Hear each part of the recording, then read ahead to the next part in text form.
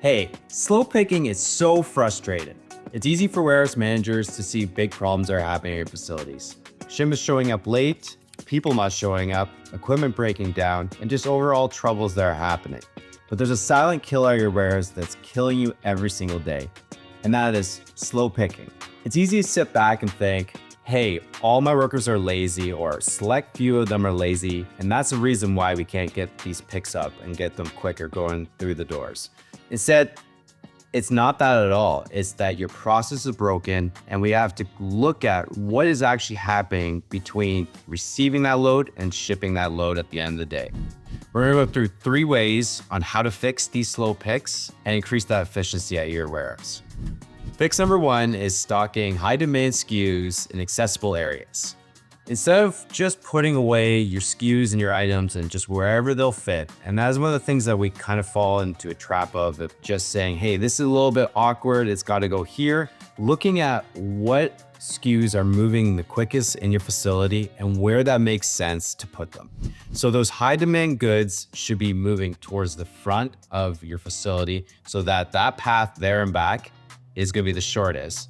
But also, as you're picking all these high demand SKUs, they're going to be in the same area. And on the flip side, you want to take a look at those low, slow moving SKUs and start moving them further and further away from the doors. When you're looking at how to put them all together though, you should be looking at what items and SKUs are going out together. So even if they're a slow moving SKU, you want to consolidate those types of loads in the same area if possible. So the real question is, how do you actually do this? So one of the things you're going to look at is the ABC analysis. And what that really breaks it down to is the demand of each good or SKU at your facility. So what that means is the A items are the highest 20% of items or SKUs that you're moving at your facility. The next is your B items, which is your next 30% of items. And then last is your last 50% of items that are moving at your facility. When you're looking at where to put these items, you have to start thinking about which ones are shipping the quickest and the fastest. One of the traps that I see happen a lot is that you put those high value items somewhere close to the front of the facility or close to those dock doors. Not always the best place to put it, and actually there could be more traffic in there and more opportunity for it to get damaged. Instead, you want to look at what is actually moving the quickest and what you need to get out the door the fastest, because those are the ones that you want to have really accessible. And that might be a floor level so that it's easy to get them in and out, or that you have them at eye height where it's easy to access them. If you're ready to go into that next level and really start optimizing how that looks, start looking at what your A and B items are and what gets shipped together. So just because it's a B item or even a C item, sometimes it makes sense to have those closer to the front of the facility with an A item if those 2 items or those group of SKUs or items are getting shipped out together. That's when you start having to look at your paperwork, start looking at what those highest orders are, and using AI for this is one of the best examples of using that new technology, because you can start running through all your orders and seeing trends that maybe you didn't see before that system or a computer can run through and give you some insight on. With having those items in the right spot, the other thing is making sure that your inventory system's up to date. That's one of those easy wins that everyone should be on top of always. And that comes down to when someone goes to pick the item and it's supposed to be there, that it is there. Because what happens is when they go to grab it and it's not there, they're spending time looking around, looking at different areas around them, and it might not even be in the facility, it might not be in stock, and it might not be available for them at all. But that time right there, they're wasting 5, 10, 15, 20 minutes, even more, trying to figure out where this item is and how do we get this out the door. And if they just knew that it was out of stock, that would cut that time down so much. When you have hundreds of picks a day, this is going to save a lot of time, and it's going to be way more safe for your employees and your teammates as they're navigating your facility. Fix number 2 is optimizing your pick path. A study by Georgia Tech shows that pickers spend 55% of their time just getting to the item that they want to grab. Then they spend 15% of their time searching around for items that should have been there and they're not. These numbers are absolutely insane. And when you look at how much that's costing the warehouse, supply chain, and overall operations, it is an unbelievably high number that you have to start driving down. Looking at what we were doing before with the ABCs, that's really going to start looking at how your path works and how you need to optimize your warehouse and where things need to be. But then you have to start looking at, well, how does my team get to those items and how do we make it as efficient as possible, but also as safe as possible for the teammates?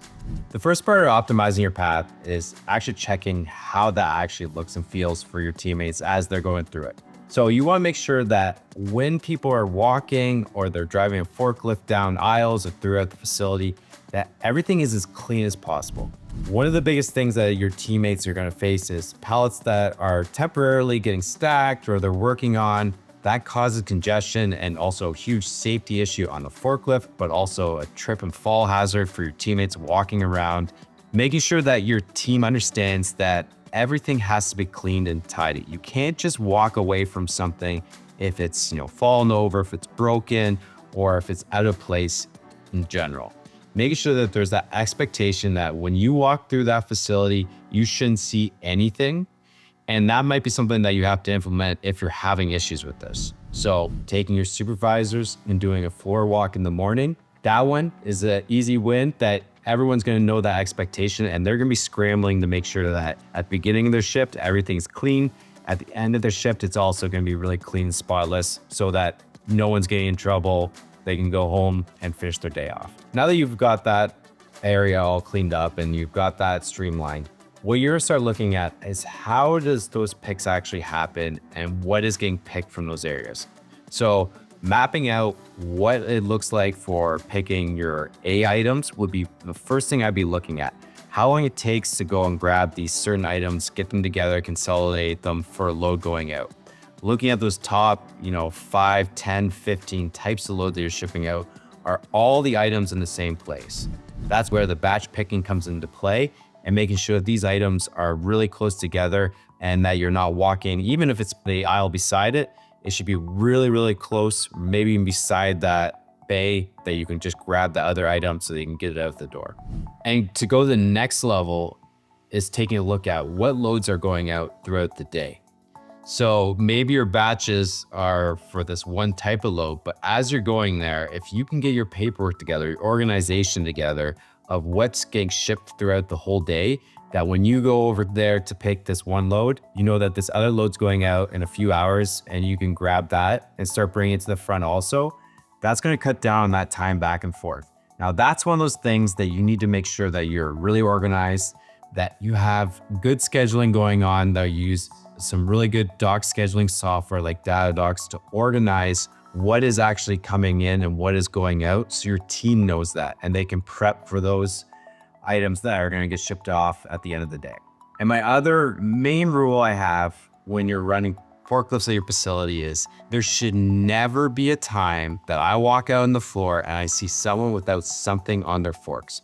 It drives me absolutely insane seeing this, and it's unacceptable in my mind. It shows that you're not organized and you're not looking forward to what's happening throughout the day. If you're putting something back, when you start driving towards the front of the facility, you have something on your forks getting it ready for that load going out. So if you start bringing in habits like this where you have something on your forks at all times, that snowballs and grows exponentially throughout the day. Same thing goes with optimizing your paths. If you're not looking at how to get people to the right area and the lowest amount of steps possible or the lowest amount of time possible, it's gonna really slow down operations and bring it to a halt. You wanna really optimize those paths, but look at these small wins because they all add up into that big chain. And if you're not doing one of them, it all starts knocking it over and it's gonna be slower and slower. Fix 3 is don't rush your receiving process. When you receive that load and you start putting it away, this is the part that sets up your whole facility for success. If you start messing around with that and you don't get your processes in order, this is a thing that is just going to have a tumbling effect that's going to cause chaos as it goes all the way out the door. And that is the biggest thing you want to start looking at is when that load comes in, what are we doing and what does that process look like? I know when we start receiving these loads, we're looking at getting that load away as quick as possible so that we can go on to the next truck. What tends to happen is there's damage that occurs, there's miscounting, and just overall issues with that load as it's getting put away, just because we're trying to get to that next truck, trying to get that throughput. And that is one of the KPIs that a lot of facilities look at, is how quick can we turn around these trucks? So instead of just looking at that turnaround of that truck, start looking at what happens with that load when it hits the dock doors and how it looks when it gets put away. So one of the biggest things we see is incentives for just those trucks to go and get turned around as quick as possible, which means your team is moving as fast as possible to get those loads put away. What ends up happening is you're going and grabbing those items and you're throwing them into whatever spot is available just so that you can get to that next load. So instead of just looking at giving incentives for faster turnaround of trucks or just moving really fast, look at also having those incentives also based on accuracy. The two go hand in hand to help getting those loads out the door on the other side of it. So things like making sure that they're reviewing any QC issues. So if there's any damage, any issues with the load itself as it comes in, a lot of time that's overlooked if you're going as fast as you possibly can. The other thing that you're going to be looking at is miscalculated or miscounted items on a load. So as that load's coming in, you start taking that off. They're going so fast, they scribble down whatever number that they think they saw, or they're looking at the actual BOL and it says there's 8 pallets. Okay, 8 pallets. They're not really taking that time to make sure that 8 pallets are on there or these items were on there. So instead, making sure that they have to actually count those. And sometimes doing that, you might have to do blind loads that come in, making sure that you audit their process. So they come in, they don't have any paperwork, they got to count that and make sure it's correct. Or on the other side, making sure that they actually are counting that and they don't have the end count number, because what happens is we're all human. We want to take the easiest path and we look at a number. We're like, yeah, that's what I saw.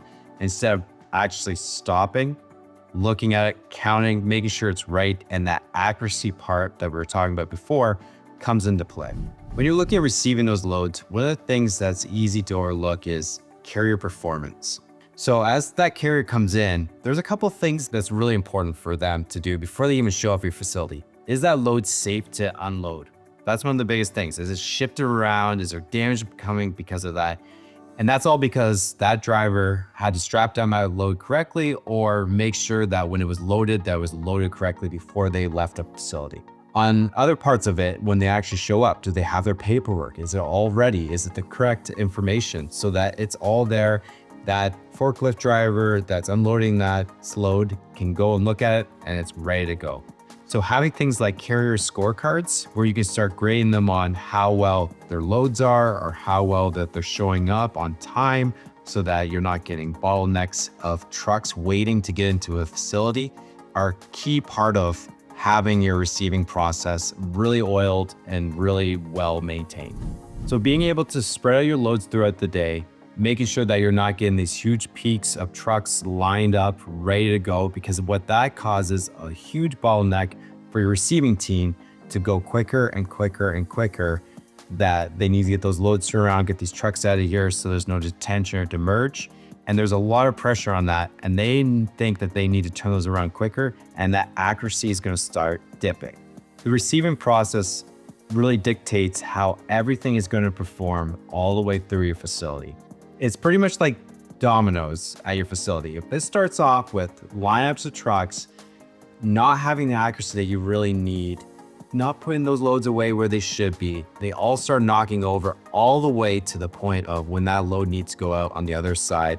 And it takes even longer because all these other things that were ready and should be the foundation to get that load out the door were broken. So if you dial in your process, you're gonna realize that your people aren't lazy and you're gonna have faster picks and get those loads out your door even quicker. And if you're looking at more ways to improve your efficiency at your warehouse, then check out our next video on 4 ways that your warehouse processes might be broken.